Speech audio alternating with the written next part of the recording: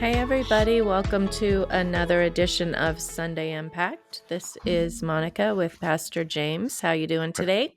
I'm good. How about you? I am good. We are going to talk today about your sermon from February 23rd, correct? That's correct. Tower And of it was, Babel. Tower of Babel on Genesis 11. So we have gotten a couple of questions. So I just want to remind everybody how you can send your questions in. And again, this is not just about Sunday's sermon. You can ask questions about where you are in the reading for the year as well. So, our text for you to send questions to is 217-712-6621. And our email is questions@taylorvillechristian.com. And as always, you can put your questions on your Connect card and hand those in with the um, donations every Offering. Sunday. There you go. Offering, that's the That's all word I right. was looking for. It's Let's okay. hope that's not a sign of how today's podcast is going to go. No, no. I'm sure we're fine. All right. So, the story of God's love, the cute confusion of the Tower of Babel, Genesis 11. So, the Lord, his love reaches to the heavens and his faithfulness to the skies, Psalms 36:5. But he did not want that man made tower to He reach did to the not. heavens. That's No. right. So, in our sermon series, we went from Genesis 9 of the covenant to Genesis 11, the Tower of Babel. And Genesis 10 is basically Noah's family tree, that the genealogy that, let's be honest, most of us tend to skip or skim those, Yes. correct?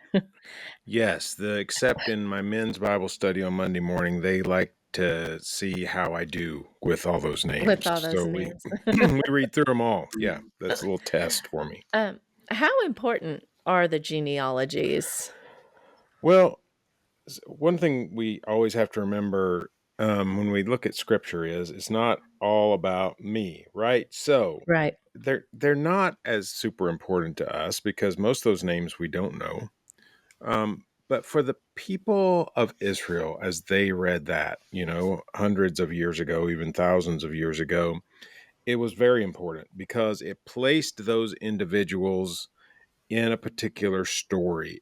This is how they, this was a big piece of identity. So we might say, well, I know James Jones. He's married to Leanne. He has two daughters, but he's also a preacher, and he went to school here and there, and all those things. Well, this really was placing them in the story, so we knew who these people were, and so um, we would say that these people enter Tower of Babel, and then we're going to get to Abraham next. They're connected back to Noah, who's connected back to Adam. And so we're placing them in what we might call God's salvation history. So they're part of what God is doing.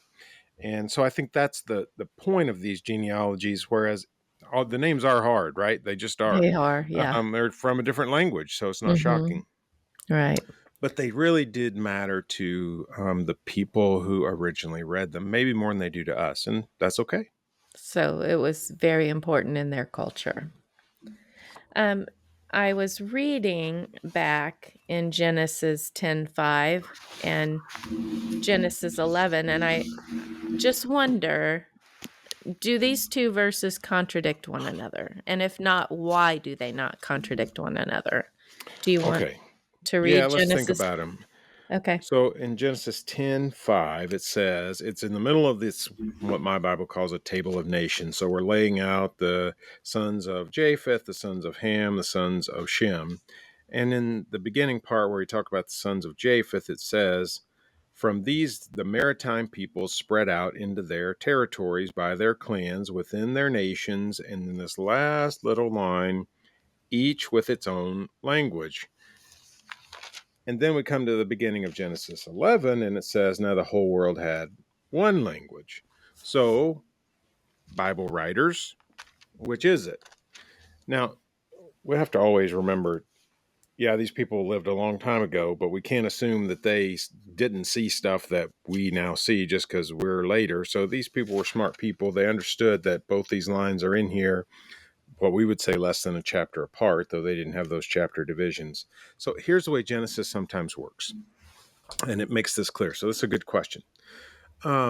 Sometimes it lays out the way things are at a certain point in the story, and then after it lays that out, it explains why they are that way. So this writer is saying, yes, these people divided up according to their languages, but here's how those languages develop. Let me tell you that part of the story. So it's not that they contradict. One is really explaining the other, we might say. So it's not necessarily chronological. Correct. Just Correct. because So 11 is after chapter 10, it's like a flashback. If you were exactly. if you were reading a novel, it would be a flashback, like a Right. So they've laid backstory. out what they thought needed to be laid out according to those genealogies. And then it may be that they thought, well, you know what? We haven't told this piece of the story, or it's just a different way of telling a story. We tend to tell Yeah. stories in chronological order, whereas ancient peoples did not always do that. Sometimes they organized stories thematically rather than chronologically. And that doesn't mean it wasn't true somehow. It's just a different way of telling a story than we use. Okay. So, is it important for us to know chronology in attempting or in reading or attempting to understand the Bible? And I would say it is when we can, and there's times when we can't, because sometimes there are Mhm. just stories that stand sort of outside of the timeline that we don't know exactly where to place, which is okay. But when we can place different pieces of the story, and certainly different pieces of the story are told in different books. The Gospels are a great example of that, right? Mhm. Yeah. Um, so sometimes you'll see what's called a harmony of the Gospels or a synopsis of the Gospels, where someone has attempted to place all those Gospel writers' accounts in a chronological order. And I think that can be helpful, remembering that these have been given to us in a certain form, which I think we should honor and enjoy and cherish, which is as separate books. But there are times when it's good to put all that together. So you'll see chronological study Bibles. That instead of Mhm. doing the order of Genesis, Exodus, Leviticus all the way through the 66 books of the Bible, they will take different pieces of the Bible and place it in sort of a timeline, a historical context, which can be helpful. Here's a good example.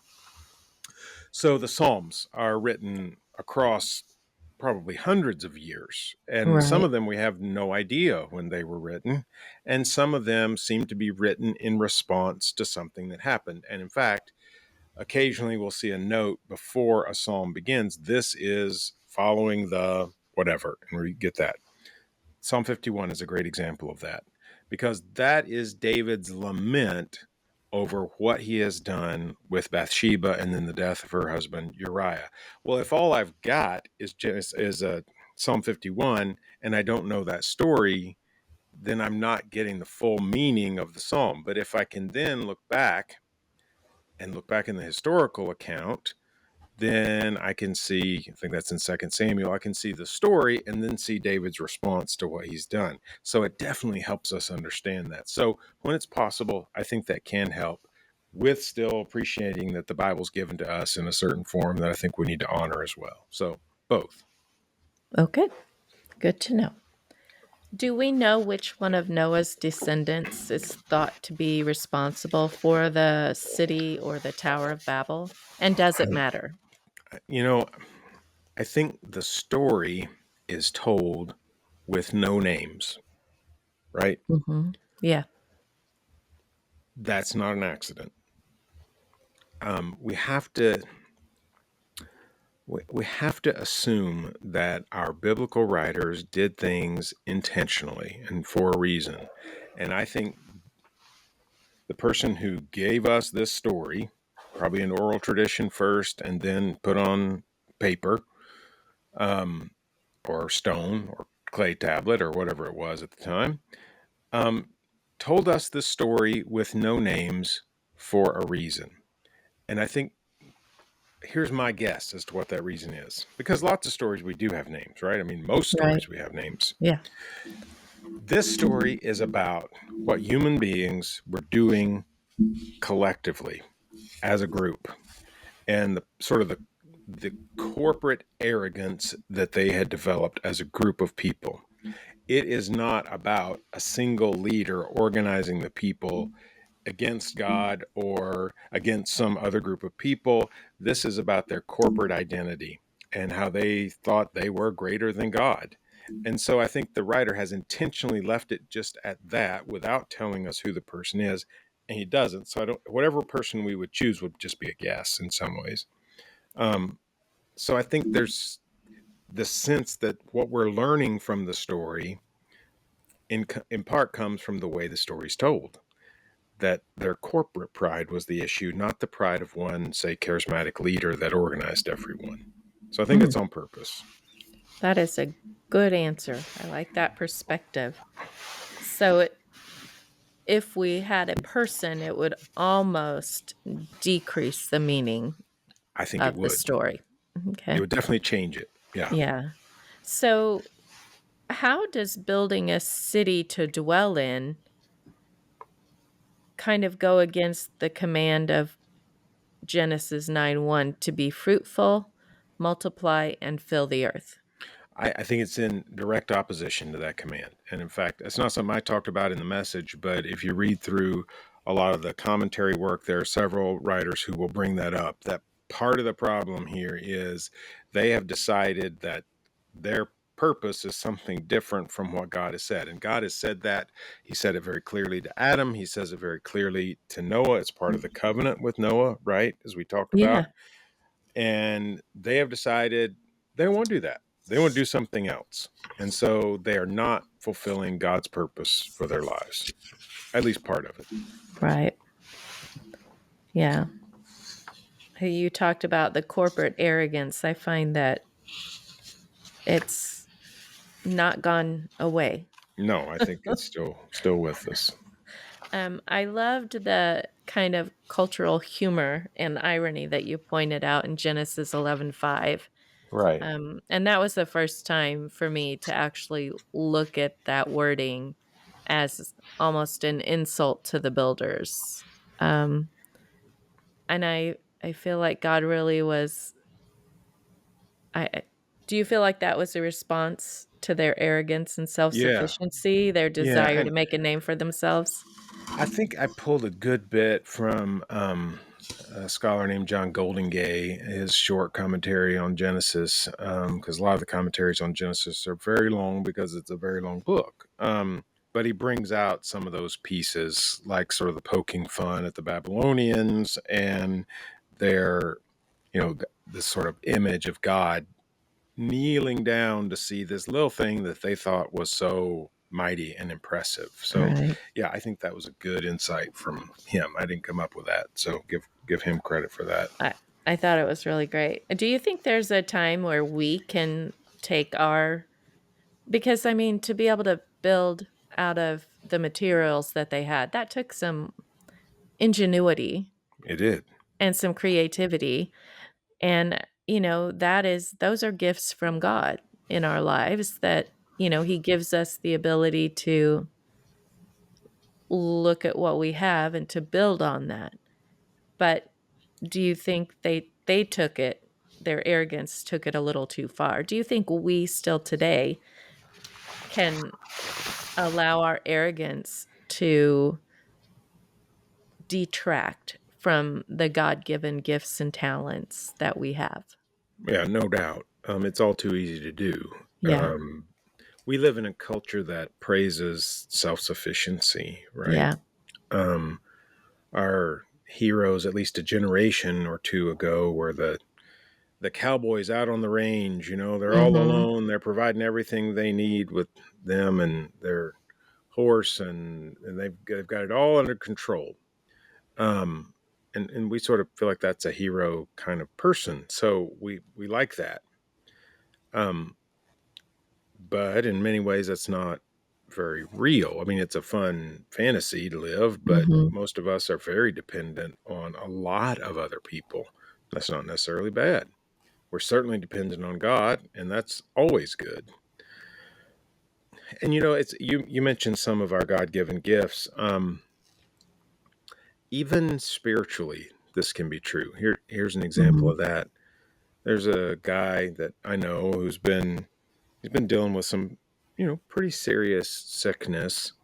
And he came to my office and asked that I pray with him. And we spent some time praying over what he's dealing with, which I'm glad to do for anybody.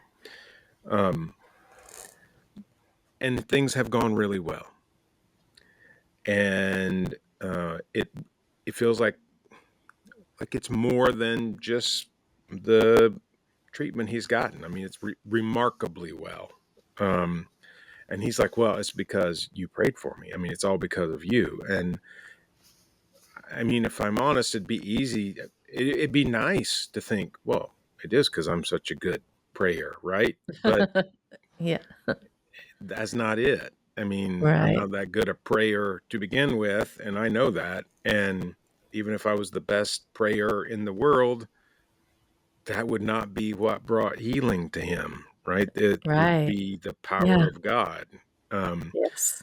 and sometimes we talk about the power of prayer, which is not bad language. I don't want to condemn that, but really, it's not that we believe in prayer so much as we believe in the power of the God to whom we are We praying. pray. Yeah, that's a good way to put it. And again, I know people say I believe in the power of prayer, and I don't want to detract from that, but I always Right. want to focus in on the fact that it's not our words or specific words that are somehow the right words, and so or anything like that. It's just always the power of God that's at work.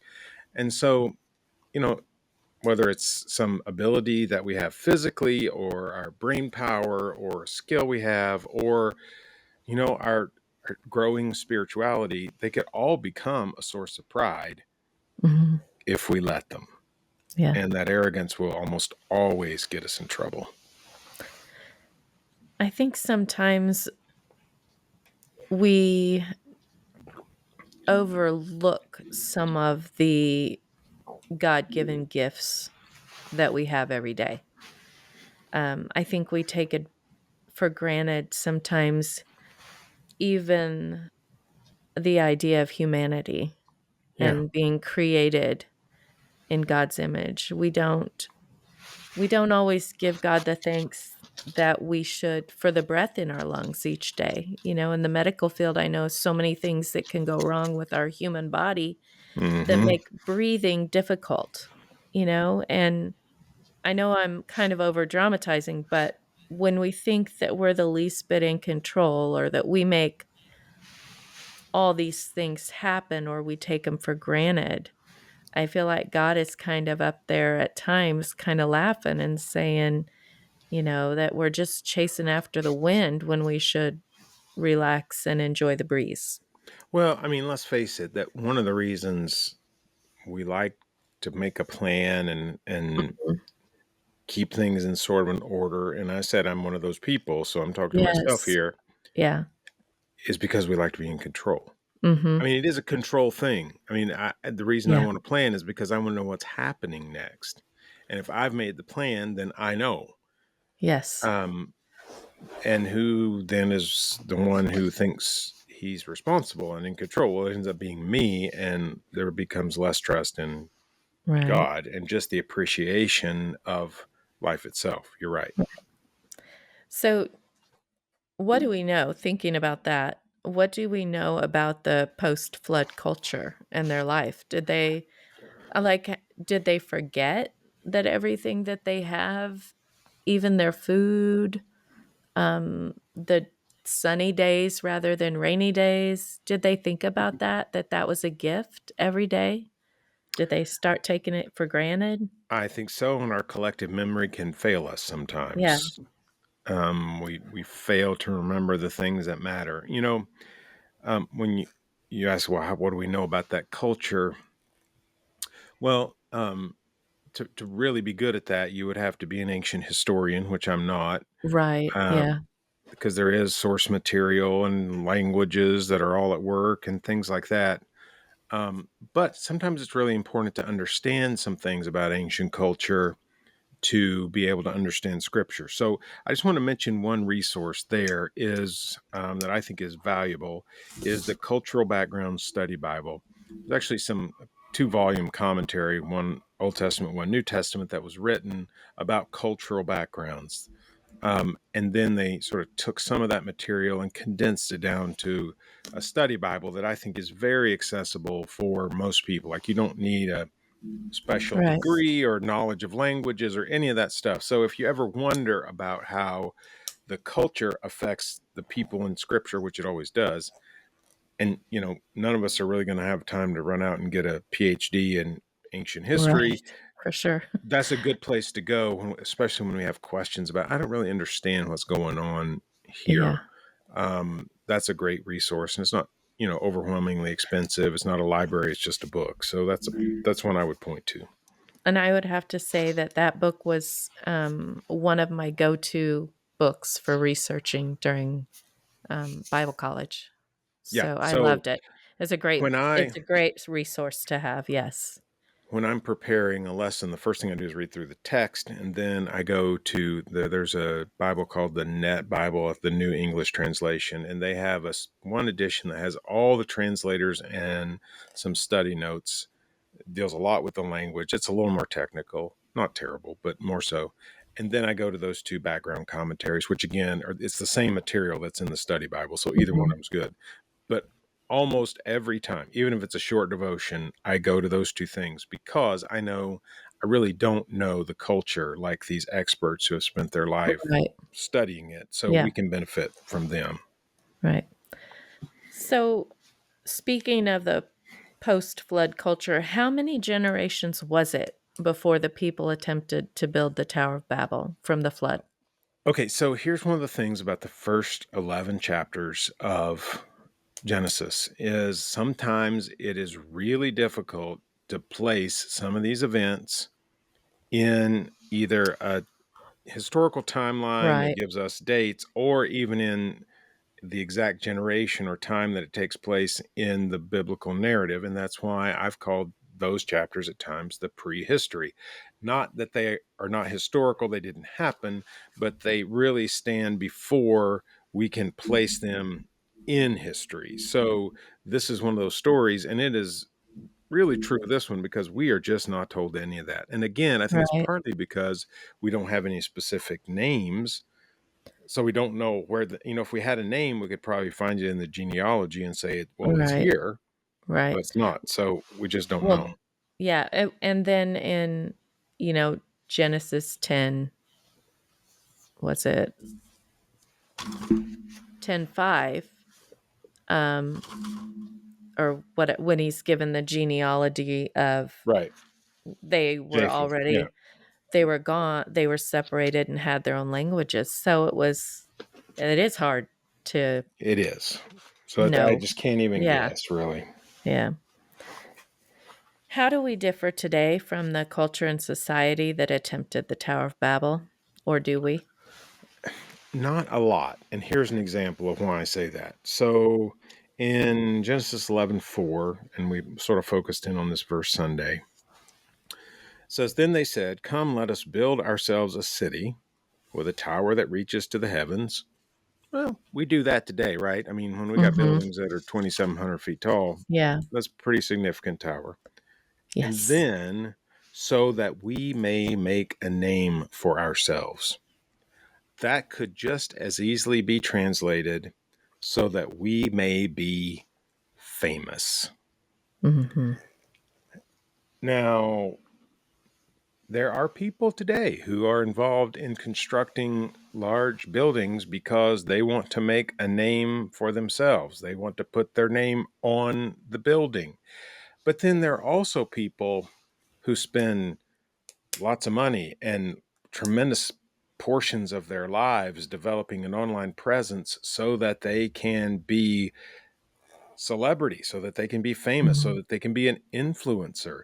So it might be done in slightly different ways and using different means, but I think the same mentality is with us now. We have so many people who long for fame and notoriety. Sometimes when they get it, they wish they didn't have it, but they Right. want it.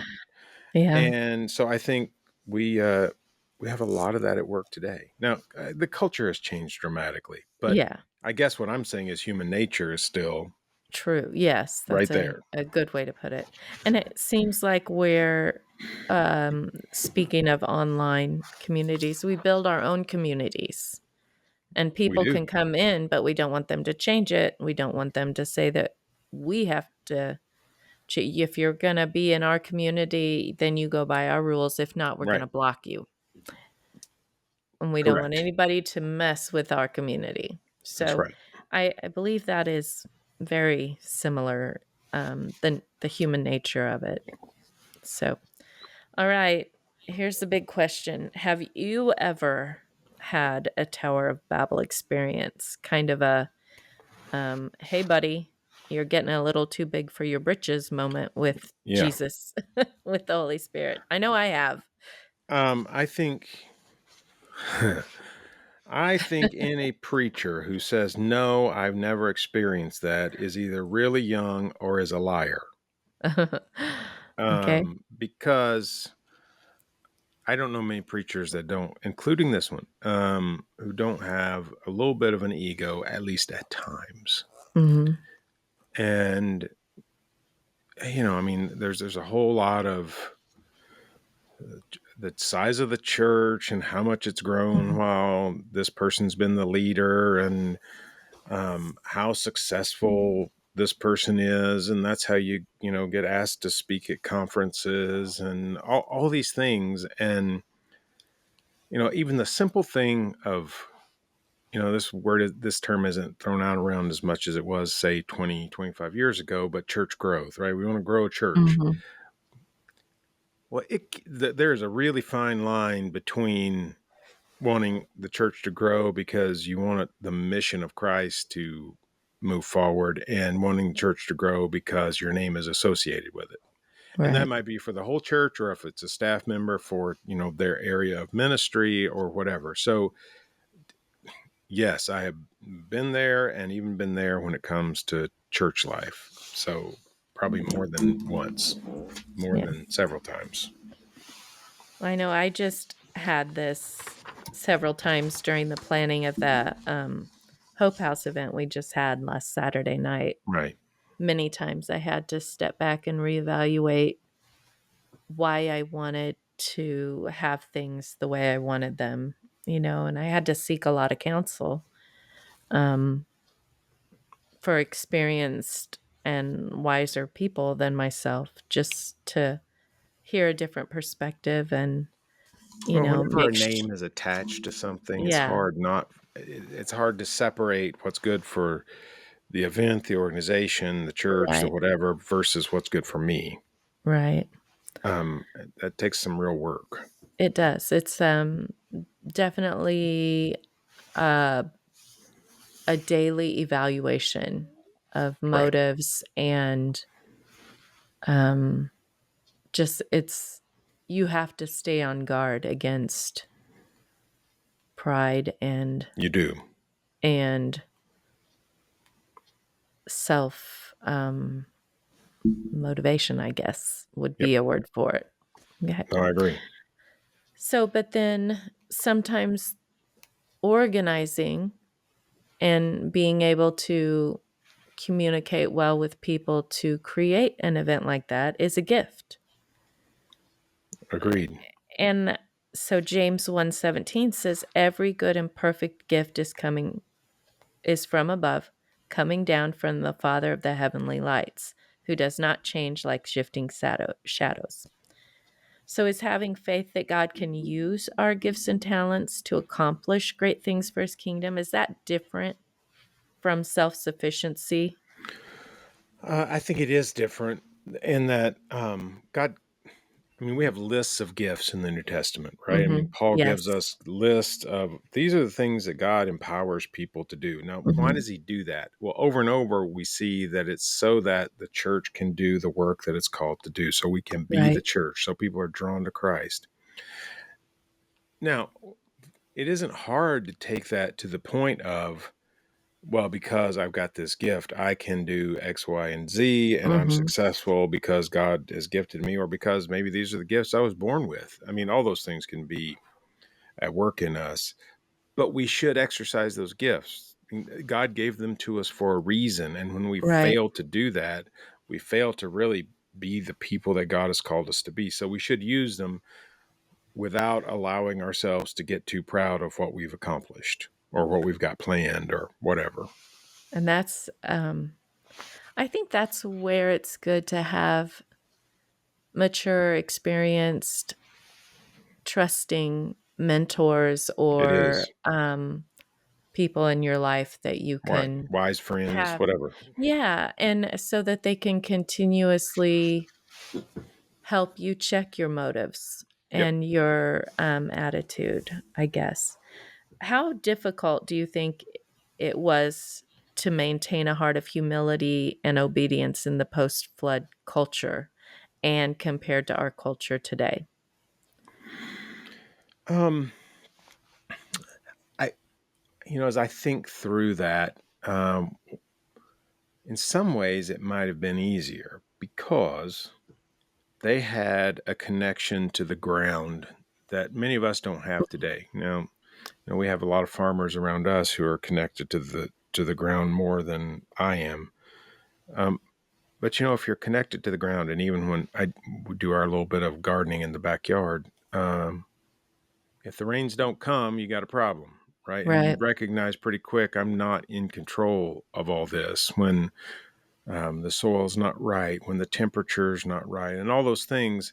When we are connected to the ground, it reminds us that we're not in control. And many of the people in the ancient world were directly connected to the ground, and they didn't have crop insurance. And it was you grow what you need to survive, and if you don't, you may not live.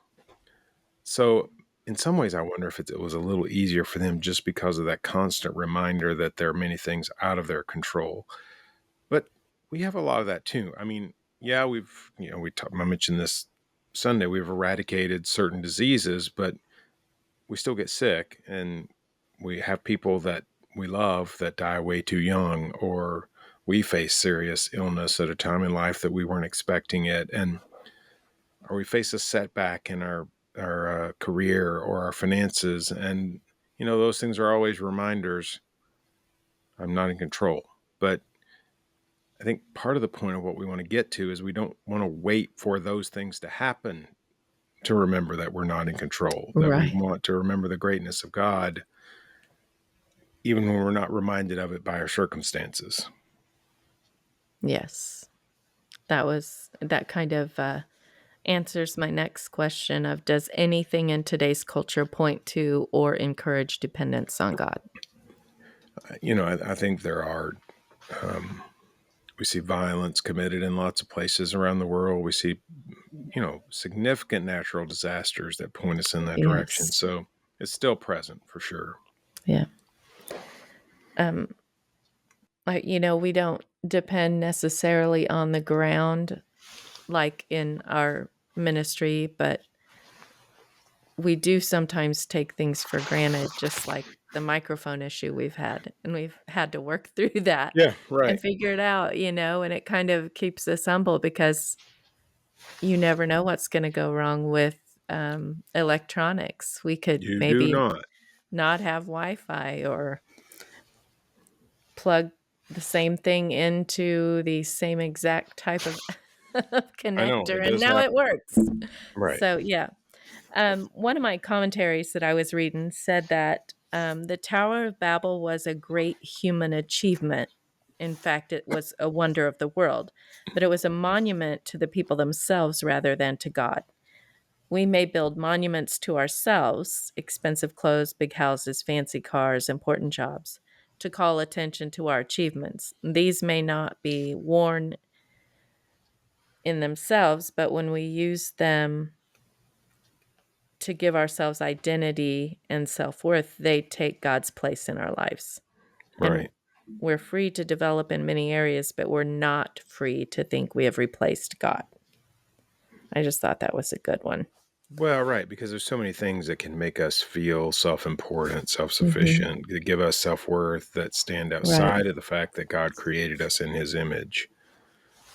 And whenever we stray from that into those other things, I mean, what the Bible calls that is idolatry.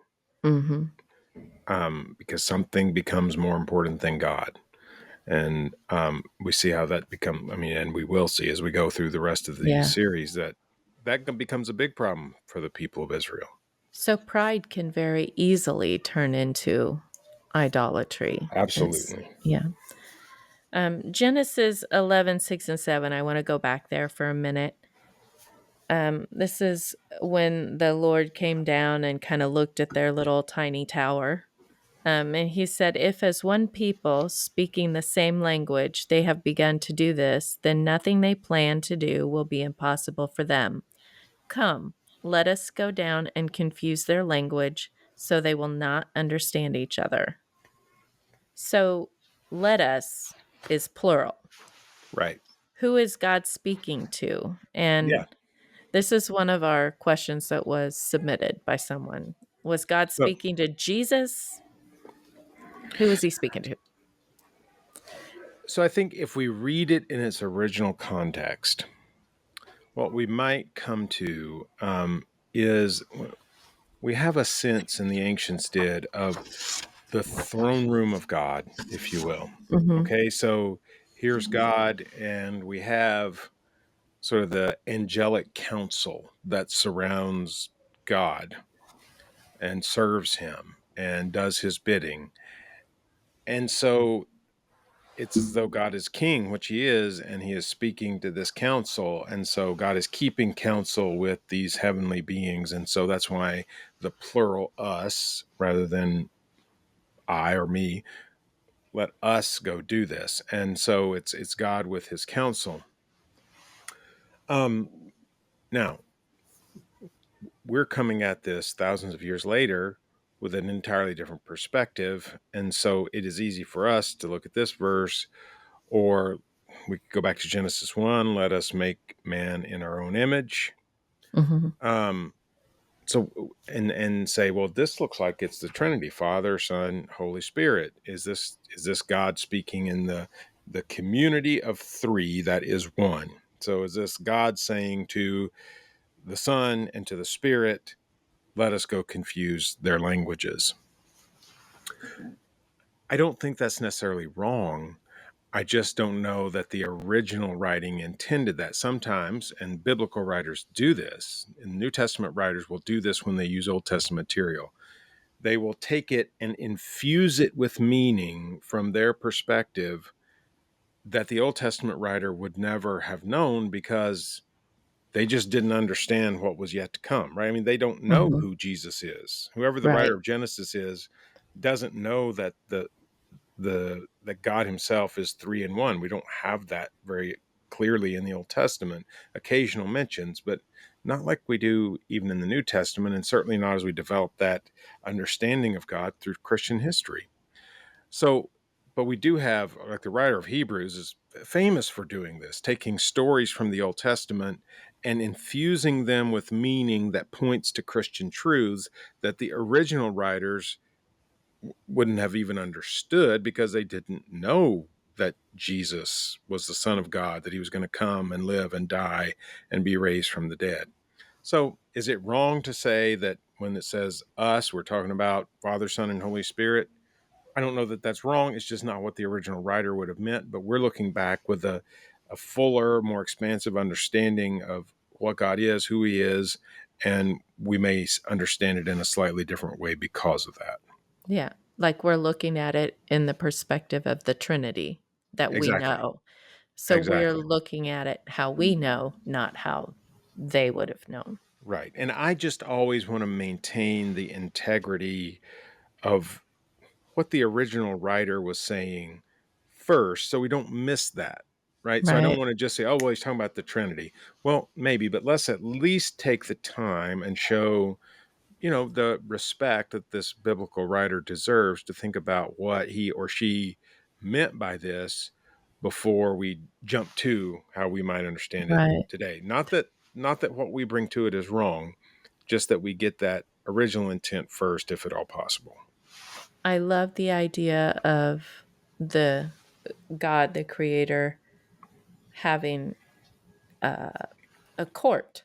Yeah, that's basically what it is, right? Yeah. Um, So you had some really good rhetorical questions at the beginning of your sermon. And you began your sermon acknowledging that man has advanced and made some accomplishments that man can be proud of. But no matter what man does, God is always greater. And that Right. was the big takeaway. It was, yeah. God is always greater. So some of those rhetorical questions, I think, um, made me think at home, and made me wonder: Am I planning with God? Are the things that John and I are planning with his retirement coming up? Are what we're planning together? Is that with God? We always want to make sure of that. And what would God have me accomplish, not just for my family, but for the kingdom of Right. God, for the family of God? I mean, if we're Um, not careful, sometimes we don't even, it's not that we don't care. We don't, that we refuse to acknowledge God's place, but we just get caught up in what we're trying to accomplish and right. we forget all of this part of it. And yeah, do we really recognize that He is greater Right. than our plans? Um, is it more important to do great things for God or to greatly obey God in all things? I think that faithfulness over a long period of time is always more important than the things that are going to get the most attention. I think I've talked about this before, but I've got a friend who has been ministering in a church, small church, um, for over 25 years, and it's not really grown that much. And some people might look in on that and say, "Well, that's not overly impressive." Um, but I know the story and I know how we've talked over the years and I know how he's gone great distances to stand with people when they were sick or when they were dying or when someone they loved was dying, and how he has been a pastor to these people and walked through the good and the bad in more ways than we could count. And some might say, well, I don't really feel like he's done great things.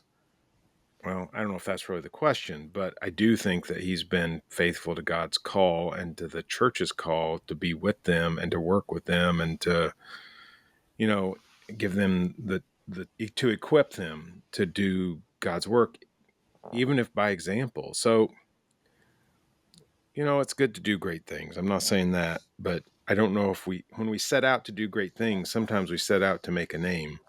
And when we Yes. set out to be faithful, we set out to serve God. And if great things get done in the process, so be it. Yeah. I think to the families that pastor has sat with, those were great things. Well, they were. They were just very quiet. There Right. may have been only Yes. one or two other people who knew or will ever know what happened in that moment. Right. Great things don't have to be greatly Noted. known. Yes. Yeah, Right. So I would say if we greatly obey God, we're going to do great things, whether right. they're noticed by anyone else or not. God And knows. and God can do great things with everyday faithfulness. Exactly. Yes. Um, you advised that God is always greater, but He's not only great, He's very powerful. Not only is He powerful, but He loves us deeply. I mean, Right. He scattered those nations, but it wasn't because He was mad. He loved them and wanted them to acknowledge His greatness and get their eyes Right. off of their own greatness. That's right. Um, and I just the idea that He's greater than my sin, He's greater than my problems, He's greater than my brokenness. And that's true for all of us. And that It was is. probably the most powerful thing to me personally in the sermon. Because I have at times let brokenness or the babble define me rather than grace. And I think it's important to let the grace define us. And I think that was the most meaningful thing to me. And here's what's odd about it. Um, that was not in my original manuscript or my notes. Mm. And it's funny how God works at times, thankfully. Yeah. Because I get here on Sunday morning early and go through my message, basically preach it through into an empty room. And that came as I was doing that. So I feel like, I always hesitate to, because pride can get in my way if I'm not careful. But I feel like that was God at work in Mhm. those moments, because what I had was not sufficient in a way, and there's something more that needed to be said. And I think that was it. That God is not just greater than our plans and our pride, but that on the other hand, God's also greater than the stuff that really tears us up, and our brokenness especially. That's Yeah. what stood out to me. Yeah. Yeah. I think that is an amazing word right there. I think God is so good to remind us that He is bigger than our brokenness. Right. So, what do we have to look forward to next? Here's the interesting thing about where we are in the story.